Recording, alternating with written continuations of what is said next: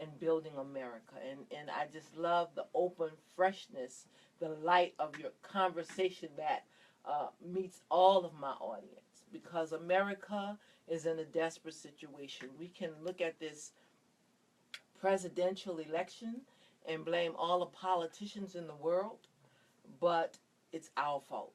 We have set on life, and I'm saying this especially, we have a minister in the seat today, especially the church. We have set on life and let it die. And it's time for us to come back to life, to come back to life, to bring back to life, to make a path for our children to have a strong America, a good America. And we're doing that today. We either can let it die or bring it back to life. And we're going to do CPR. We're doing CPR. We are fighting this revolution. That's right. And we're going to go back because we went to break on a subject that many of his listeners and my listeners wanted to discuss, and that's generational curse. And I especially want to bring that back because curse sounds so awful. And right now the church is the we still the largest organization, but we're losing people faster than any other religion and any other organization in the world. And that's why I'm grateful to have you here, Minister Frank, I'm grateful because to be here. we have to get rid of this taboo. Absolutely. This taboo that's against the church. So I'm going to have you explain that a curse don't mean we trying to kill everybody. We trying to say you're dead, you're cursed, you're going to live bad forever. So explain, could you talk to us about that? Oh, yeah, A absolutely. little introduction first. Absolutely. Thank you, first of all, for having me back. I really appreciate you, Ms. Vivacious. I am Frank Luke, founder of Frank Luke Ministries and Men Leading from Their Knees Men Ministry. And as I said, I'm grateful to be here. Generational curses are, like you said, it's not something that condemns you and makes you a terrible person. It's just something that comes along with life and something that was passed down to you that many of us don't even know we have. Because a generational curse is so subtle. It's so much a part of how we think and how we see life, and we don't really understand where it comes from. And so, when you think about the Bible and in the Old Testament, how it talked about they would be cursed for generations because of their disobedience.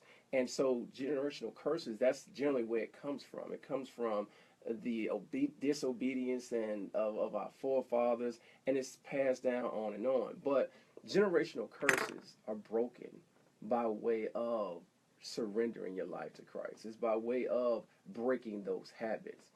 And as I was thinking about that, because we did leave off on it last time, it came to me that generational curse is something like DNA.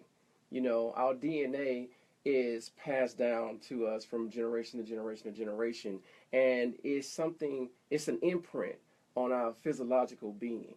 Well, a generational curse is much like that. It's an imprint on our psychological being. It's something that was passed down through our emotions, through how we. It's not until we break those cycles that we break that curse. And as I believe, the way you break that cycle is, of course, surrendering to the higher authority in Christ. But it's also changing your habits, changing the way you think, I changing want the to way you talk see about life. a generational curse in my family. Okay.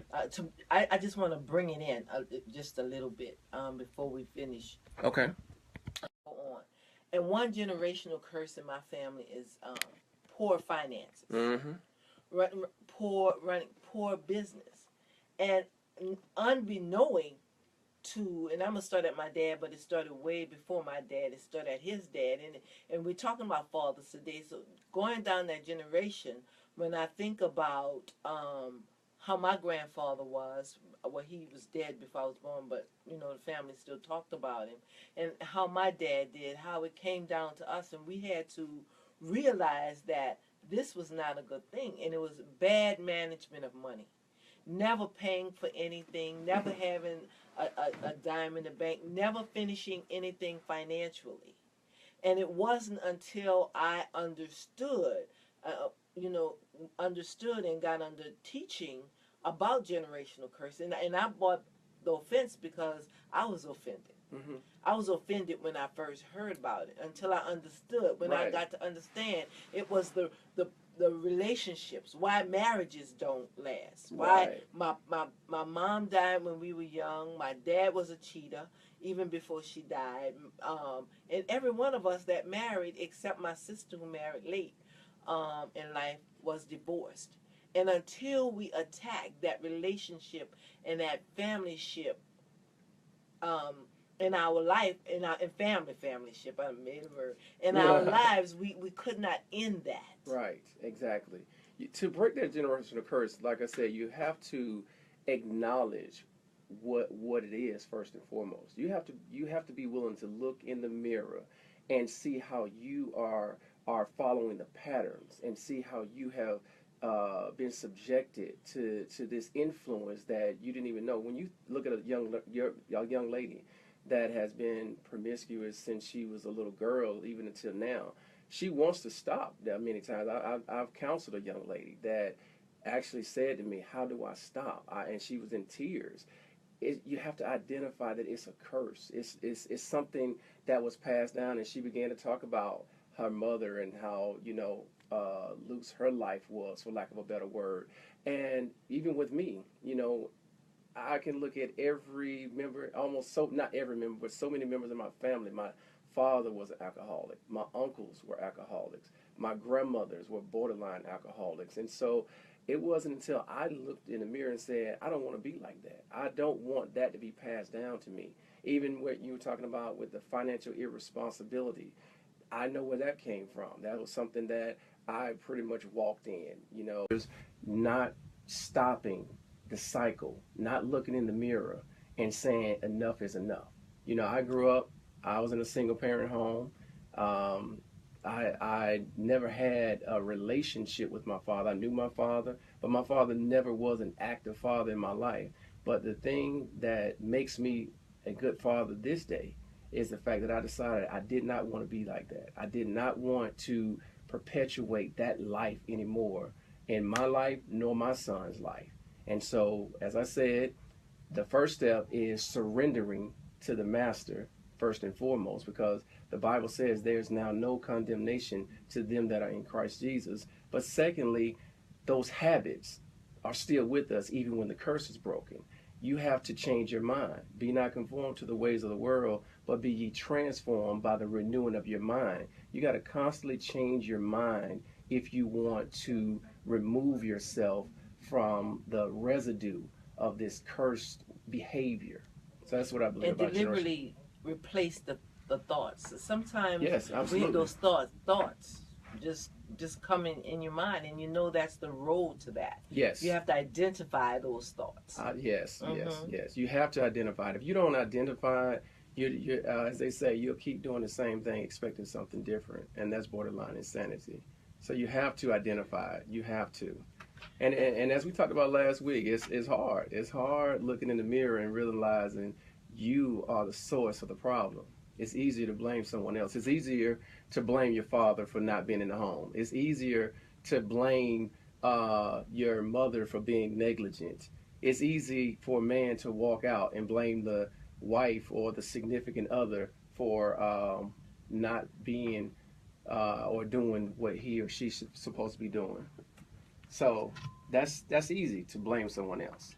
But we have to be mindful. We have to identify that we are the source.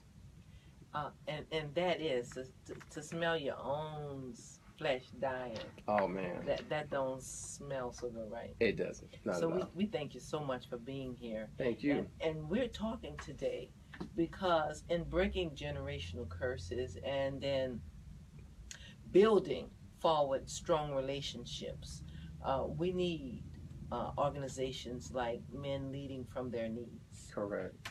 Thank you. And today we want to talk about men leading from their needs, from their knees. I'm sorry, but we want to talk about productivity. How do you get to that place, and even how a man can contact men leading from their knees. Okay. So I want to talk about first. I'm sorry, you have something you want to No, say? no, no. Okay, I want to talk about first of all, and I believe this, Frank. I believe that a lot of times we'll use a word or we'll talk about something all the time, but we never understand its true meaning. And without understanding its true meaning, we can't accomplish or reach um, its its intended purpose. So I want to talk about two words. I want to talk about leadership and I want to talk about authority. Okay. So can we talk about a leadership? Okay. Um, about leadership, exactly what you want to go with. Okay. I mean, that's broad. We can.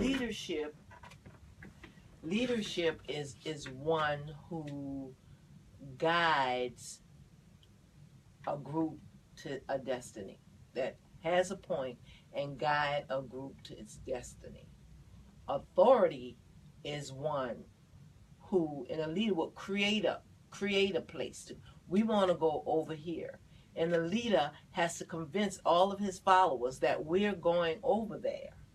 We're going to get over there, and this is how we're going to do it. Mm-hmm. And the leader has to take his people from here to there, or his group from here to there. Mm-hmm. Uh, Well, in confidence with authority is just someone, not that authority is bad, but right. it has a different operation. Right. Yeah, I agree with that. I believe that leadership is the influence that you have on someone to follow you, and I believe authority is more of a position of control. And not to say that it's bad. It's just that anyone can be put in a position of authority and not have. You can have someone that doesn't have leadership qualities, and yet they still have a position of authority, which means they just have a position of control. But I do believe leadership is a gift. I believe leadership is something that is birthed within you. You can be a learned leader. However, I don't know how much of a learned leader you can be. But I do believe leadership is something that is born, and authority is more of something that is appointed. And where I gather my thoughts from, when I look at some of the world's greatest leaders, they didn't have an appointed office of authority. Dr. Martin Luther King didn't have an appointed office of authority, but yet he was a phenomenal leader. He was a leader of the gospel. He was a leader of humanity. He was a leader of integrity, and he led with integrity. When you think about Gandhi wasn't an official leader, but yet he led with humility, and he influenced many to follow. And so and Jesus, they wanted to make him king. They wanted to give him an office of authority, but yet he denied that, and yet his leadership still reigns even today. He still influences so many to follow, because I believe leadership is the ability to influence people to follow, and not necessarily dictate or control or demand that someone follows. Whereas authority is just that. It's the office of control. And a leader can have that office, but yet he doesn't have to have that office to be a leader. You understand what I'm saying? And so that's how I see the difference in the two. Right, and I agree. Because in authorities, people are taken to a place. Yes, authority is just, it's a guide. People is going to a place. Yes, yeah. But, and I could be wrong, that's why I have you here. Okay. I think fathers should be some of both in the home. No doubt about it. Father, like I said earlier, a leader can have a position of authority, but just because someone has a position of authority doesn't mean that they are a leader. And so, just to elaborate on that, a father does hold both roles. Right. I want to talk about that. I want to talk about a father, because sometimes women, wives, get in the way of that. And I want to talk about this a lot today, because I hear from so many women, I'm so tired. I want him to be a man. I want this and I want that. But sometimes we get in the way of that. So that's what I want that so we can understand, especially um, men that may need to understand a little more, but especially women who have a man in their home can understand where you're coming from, and that's where I want to reach my audience with this. Okay, absolutely. You know, to address that issue, I believe you have to address both aspects with sensitivity, because some women, most women, a lot of women, many women have been forced into that position to have to control and to have to, lead. And so that's passed down to every generation, And so the more it's passed down that a female has to operate in a role that necessarily wasn't She wasn't made for created her, right. created for her. I got to be sensitive with that, but I'll yeah, say you that can kind say of it. stuff. Yeah, you can say it. But for women to be forced to operate in a manner where they weren't necessarily created for, and throughout generations, their minds adapt, their minds evolve, their habits, yeah, they do become controlling in a lot of ways, and it does come a second nature to them to want to lead and to take the mantle. I think it's imperative that, number one, they understand that they we all have a role to play as male and female, and if there's a male in their life that wants to honor his role as a father, as a man, then they have to look in the mirror and contend with that notion or that nature to want to lead, number one. But I think men, we have to understand that we have dropped the ball. We have dropped the ball for so many generations. If we are going to expect women to honor us for the fathers that we are, we have to start being it. You don't have to be in the home physically to be a father. And going back to that authority and that leadership, you can have leadership and authority wherever you are if you own the fact that you are purposed to be a father in that child's life. If you honor the fact that you have a child and you realize that there is a purpose for you in that child's life, you then can have leadership wherever you are. You can influence that child to follow you and to be all that they can be wherever you are. But so many of us, because we're not in the home, we let our money, child support, be the leadership and the authority. Sometimes.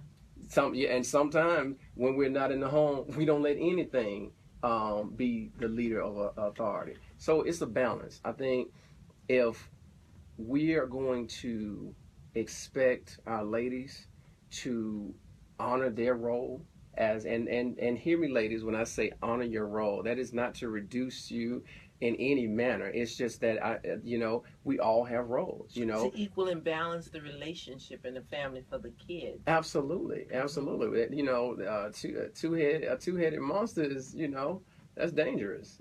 So at the end of the day, it's just a matter of everybody stepping up and honoring their role. Men have a role to be leaders and to be the head, regardless if you're in the home or out of the home.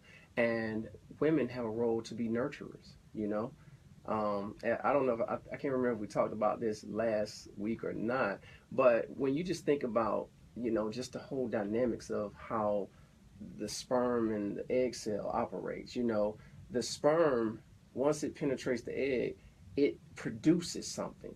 And when it produces something within that egg, the egg and the woman begins to nurture what's been produced, correct? Correct. And so the woman, she carries this seed, this egg, and it begins to grow within her. And all the while, she's nurturing that. Well, what has happened when she gives birth to what men have produced, to the production that they started, so many times, because we're not stepping up and we're not making sure that our production is doing what it's operating in the manner it's supposed to, we relinquish our authority. We relinquish our leadership, and we begin to let this nurturer then take on the role of authority and leadership. And we don't understand that she's nurturing a product that is insufficient. And why do I say it's insufficient? Because you produced sure it. better explain. Growing up and doing what it's supposed to do, you then force the woman to not only be a nurturer, but you force her to nurture a product that's not complete. You understand what I'm saying? And so it's just imperative that we just step up. And that's what Men Leading from Their Knees is about. It's a prayer ministry that we have where we come together every Monday morning, and just a bunch of brothers that are trying to do the right thing, that we pray together, and we have a word with each other. Sometimes we get together and we fellowship, but that's what it's all about. Just really just talking about how we can be better men and how we can break the curses that we walked in for so many years. So, do you help other men uh, that may not be in that operating in their position? Do you help men get to that point? Absolutely, yes. We try to encourage everyone to do. We try to encourage every man, I should say, to do what you're called to do. And so many of us, we are learning what we're called to do by trial and error. So that's why is Men Leading from Their Knees is a group of men from all walks of life. My whole desire to be a good father, a great father, doesn't come from seeing great fathers. It comes from not seeing them. So a lot of what I've learned about being a good father is through trial and error. It's through just my desire to not be like what I saw. And there are so many other men that are operating in the same way. And so we just come together and we take little nuggets from each other and we build on that, and that makes a strong force when we can be transparent and we can take, life experiences and impart into one another and build on it. So that's what we're about. Well, I can imagine there's some people listening with their ears at the radio now, mad at us. Okay. Oh, okay. I can imagine that, but that's okay. If you're mad, you Yeah, can call in. I'm open. Yeah, we're open to talk about it. Something else, because I want to talk about the purpose of a father. What is it that a father does with his product? Why is it important to have a father? What is a father's purpose? A father's purpose is to give identity and to guide. It's to give identity and to guide. When you look in the Old Testament and you see the beginning, it was the man that gave the children their identity. It set them on their path. And so I believe that it's the father's job to give his child a sense of direction. When you think, and going once again, when you think about being the source of that production, you have to oversee your production. It's your purpose to make sure that you govern your production. So I believe the purpose of a father is to pretty much just oversee your product, to make sure that everything is operating the way it's supposed to, and give both male and female a sense of identity. When I think about raising my kids, I have a younger son who looks just like me and who acts a whole lot like me, and it's my job to make sure that I instruct him to not do some of the things that I did that led me a certain way. It's my job to instruct him how to treat a lady. It's my job to be that example for how he should treat a lady. I make sure he opens the door for his sisters and he's respectful. But not only is it my job to give him a sense of direction and to make sure he understands who he is and how he should conduct himself as a young man, but it's also my job to do the same for my daughter. When my daughter looks at a man, I want her to be able to connect who she wants to be with what she sees in her father. I want her to be able to connect with what strength looks like, what humility looks like, and all of that comes, I believe, with a father honoring his purpose. I want to get back to father daughter. But I want to first ask, and this could be a hard one too. Yeah, you How asked some much? tough ones today. how I'm wondering what these questions are gonna be like coming in, but I'm ready for it. Let's go. how much of a young man's identity, A young man or a young woman? young man and woman, Okay. is defined or exposed or um, comes from the father? Because generational curses could come because of something that comes down. When the sperm into the egg, it produces. So how much of that person and how much of that identity is connected with the father of a child? Mm. How much of that he finds or she finds in her father? I don't know. I don't know the like the percentage or whatever, but I just believe based on the creation of man and based on the role of man, I just believe that it's a large percentage of a child's security within themselves comes from their influence with their father, and that's both male and female. I believe a large percentage of the security that is found within a male or female, a large portion of that comes from the influence of that father. And I can only just I base that on the my life. I base that on the statistics, of just looking at kids with fathers active in the home and kids that are not. Most kids that have active fathers in their home, they are less likely to have disciplinary problems coming up unless there's some medical issues. And the majority of the kids that don't have active fathers in the home, they're the ones that are more likely to have disciplinary problems. So that says to me that the father has a great influence just by his presence alone. Many may. I want to say this. I base that on biology. Mhm. In biology, we're taught that the child is their father's child, and they're because of the seed. Mhm. And in biology, your siblings are your father's kids, and like we say, half are your mother's kids. Mhm. So going back to science, even the father has that bigger part. But we have to take a break. We're gonna have to just spend a month with Mr. Frank, Oh right? wow! Pray for me. But we're gonna take a station break for a moment, and we hope that you're enjoying this. We hope that you're learning. We hope that you're incited about it and about this, and we are so glad to be here bringing Vivacious Speaks.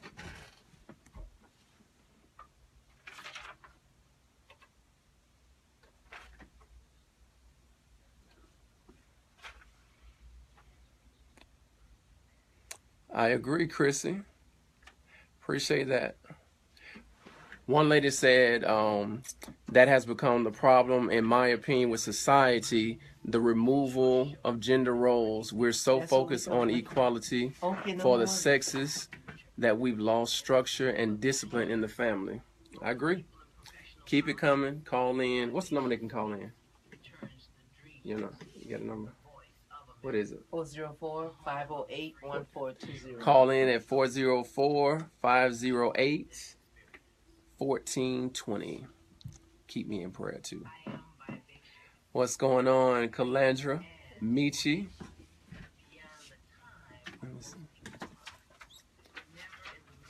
Rena, thank you.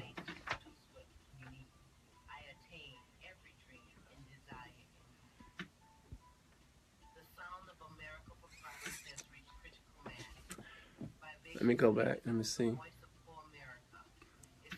After this, I'm just gonna turn it off because we got too much to talk about. Okay, sounds good. Sounds good. Y'all keep me in prayer. She said it's going good. Rita, I appreciate you. Thank you, Tanya. Shawana, very courageous and much needed conversation because people.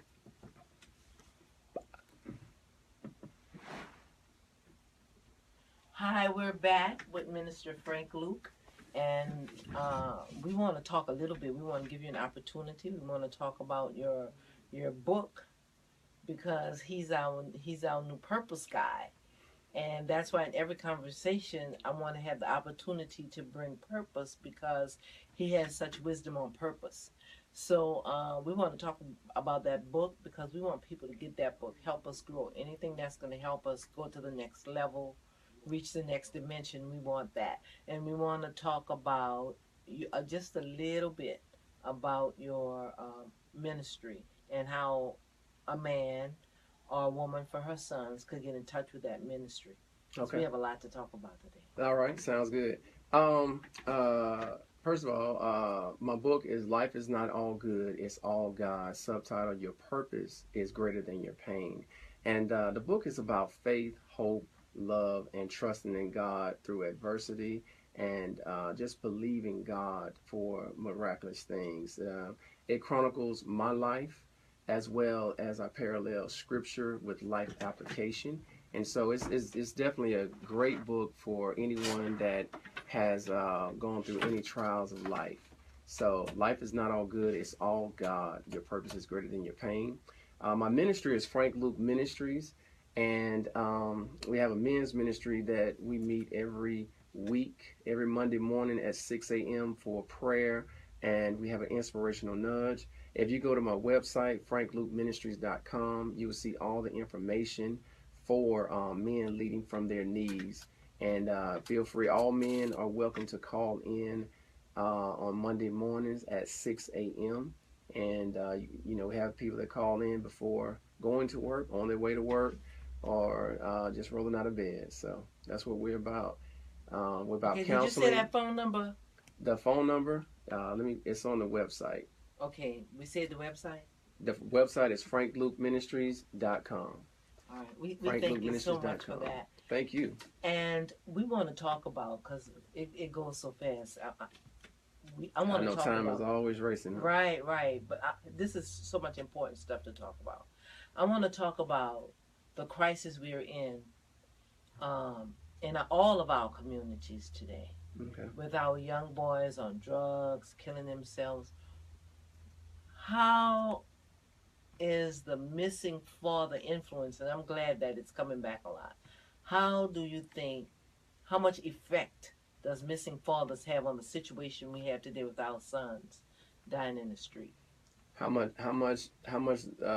does fathers not being in the home affect? How does that impact?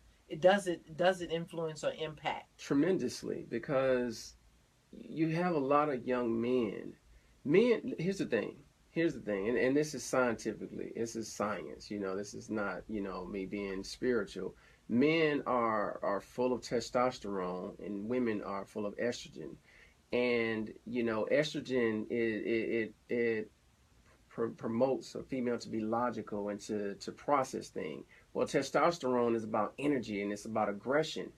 When young men are being confined by mothers, their testosterone is being confined and being restricted, they act out and they don't know really how to express themselves. So the number one thing that is causing so many young men that don't have fathers in their home to go astray is because when they get of age, they want to finally express themselves, but yet they don't know how. Yet they're expressing themselves based on what they've seen on TV.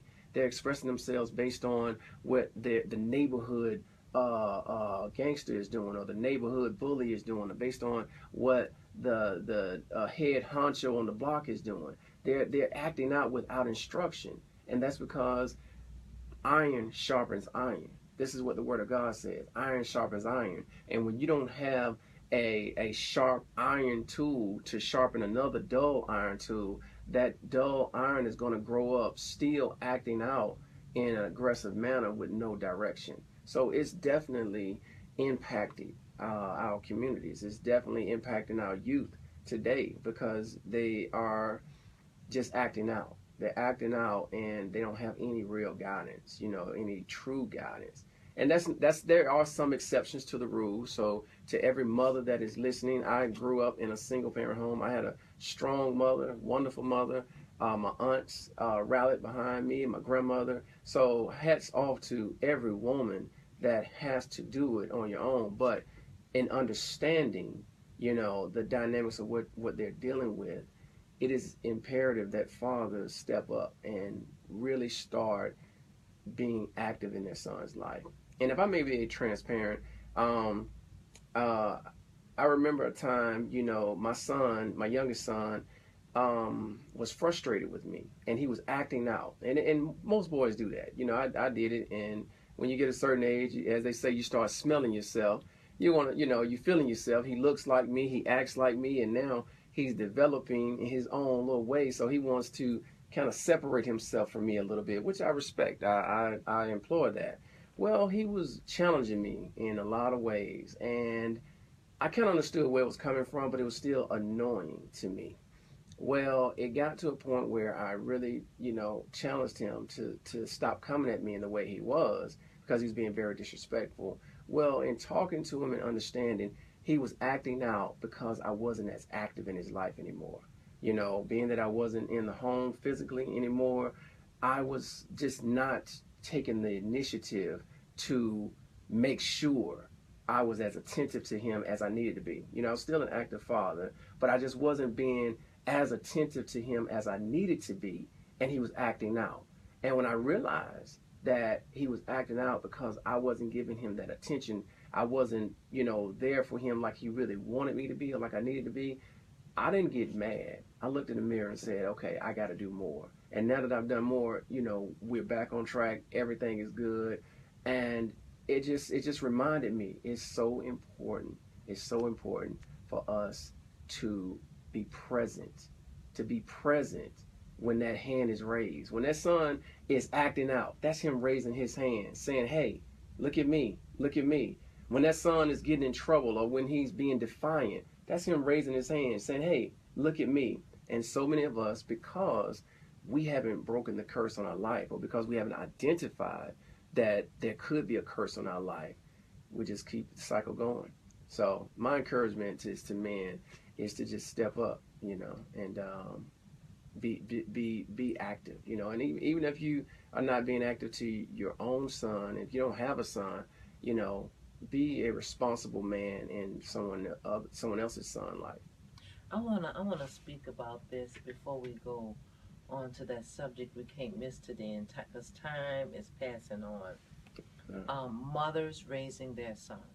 Okay. I raised my nephew till he was 13, Okay. and then I know today that um, it was time. But at the age of 13, he went to live with his dad. Okay. Okay, That's a good age.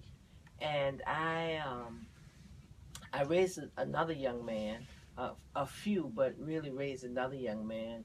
And my means of correction is I don't play. You spare not the I'm rod, gonna, as they say. I beat him in Walmart. I Oh thank God. wow. I thank God because when I got him, Mm-hmm. he was at an older age. Well, really, I didn't get him. He was halfway in his mom's house, but mostly under my instruction. Okay. All right. So they said he would die by the time he was 18. Mm. He would not have made it, and that's one reason I put my hands on him, Mm-hmm. because I didn't want his life wasted. Right. And he's a great guy with a family right now and all of those things, and I'm just gonna holler out to Johnny. I'm glad for the life that he has made for himself, because he decided to look at who he was and change some of those things to be quite a man. It made me very proud, To God be the and made glory. Libby very proud too. But I want to say that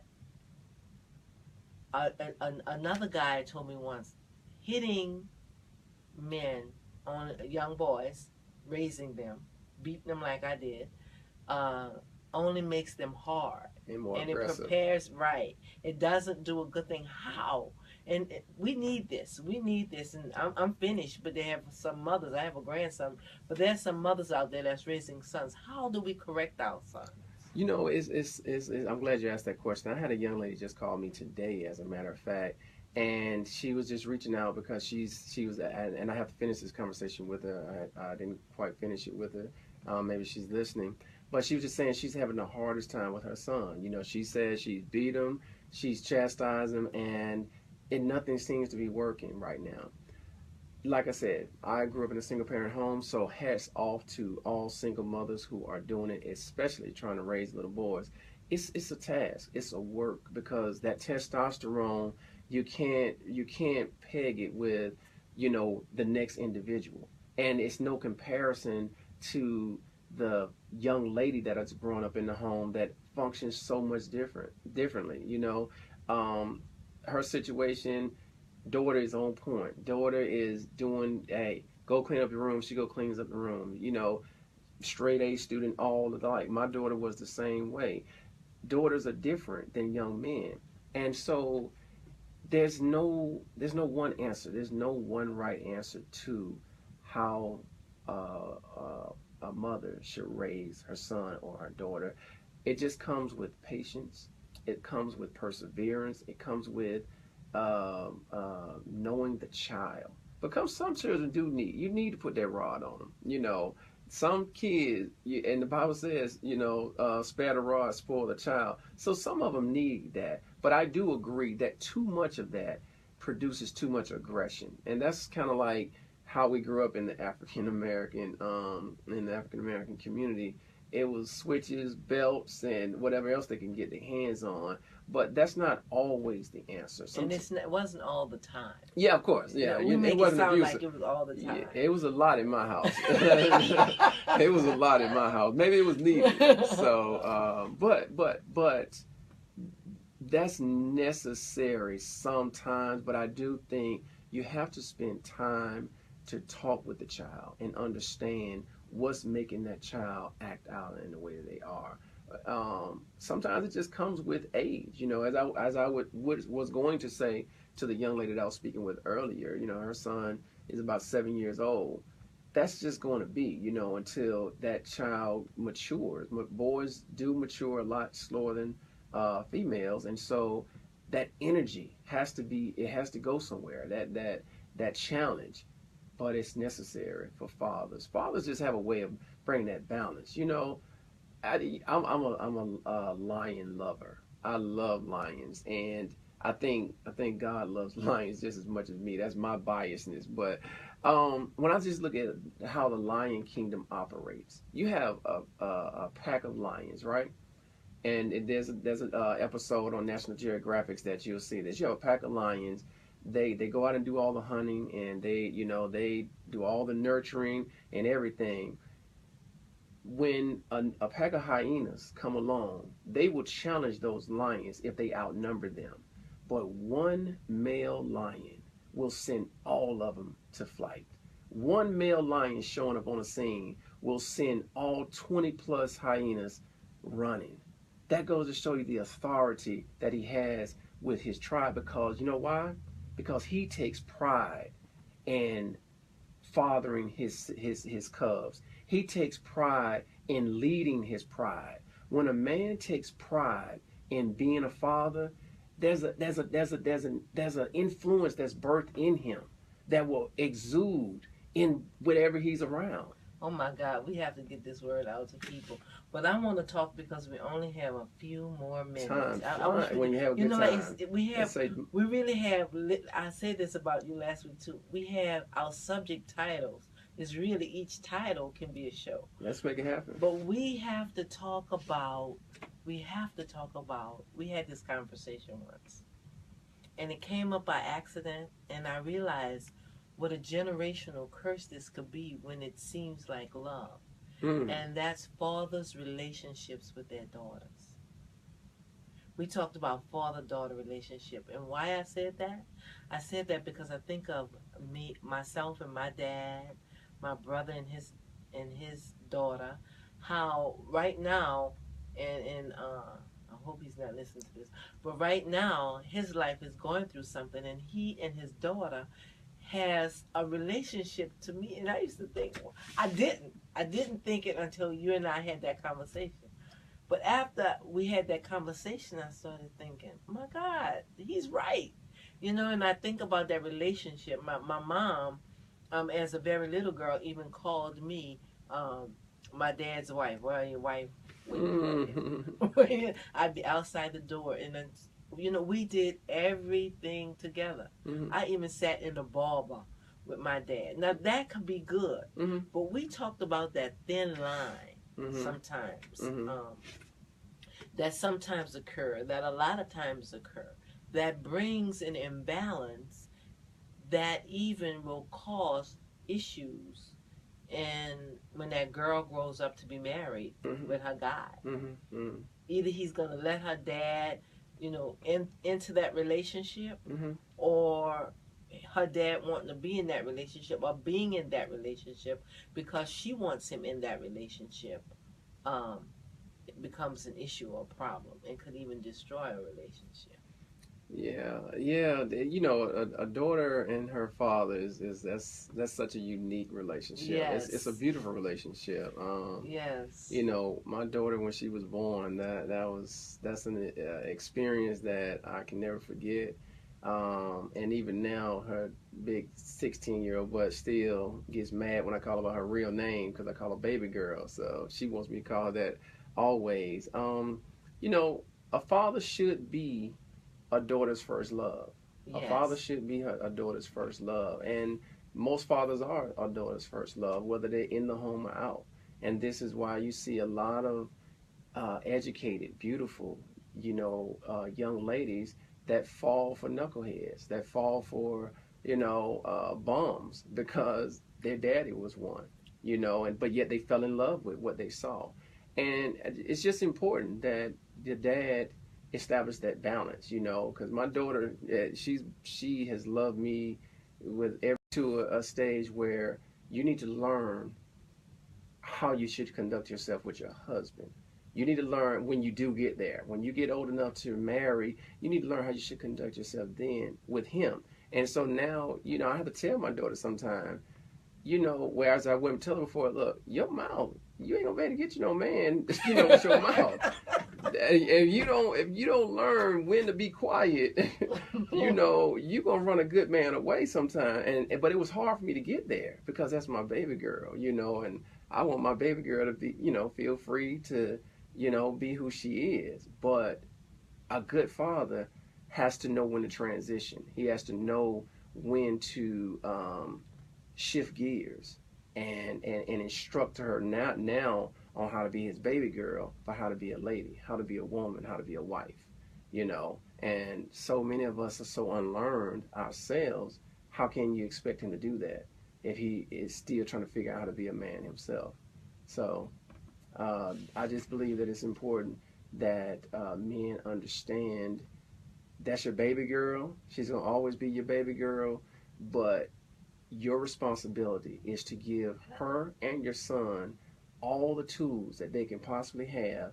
So not that they don't make mistakes, so that they minimize their mistakes and that they learn how to manage their mistakes so that they can, be the best that God's Okay, we have to do a really quick close. Oh, wow. So tell me Already? now. Yes. Okay. I know that went fast, right? Men leading from their knees. Yes. What is the outcome? Why do we have? What is the purpose? Where are we going with men leading from their knees? I am glad you asked that question.